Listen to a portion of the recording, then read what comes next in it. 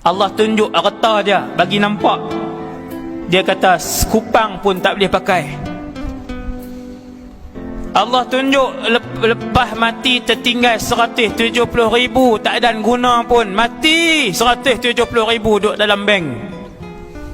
Waktu tu Tuhan akan tunjuk dekat dia. Dia akan kata ma aghna anni maliyah. Sekupang tak boleh pakai.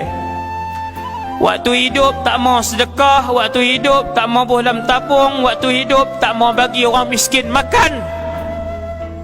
Bila dah mati angkat tangan kiri baru kata ma aghna anni maliyah. Ini ucapan bakal ahli neraka, wal iyadzu billah. Semua ahli neraka akan berucap dengan ucapan ni.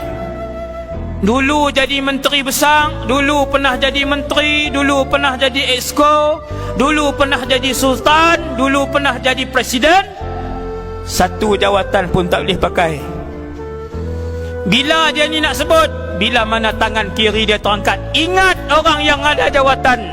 Sebesar apapun jawatan kamu, takkan membantu kamu untuk masuk ke dalam syurga. Hari ini kamu berjalan dengan kapet kuning, dengan kapet merah, dengan kapet biru. Satu hari nanti bila tangan kiri kamu yang dia angkat, kamu akan sebut halaka anni sultaniyah. Ini ayat Quran. Dan Allah cerita apa yang akan berlaku di mahsyar. Lalu Allah Ta'ala pun berkata, ambil dia beramai-ramai, pergi salai dia di dalam neraka jahim.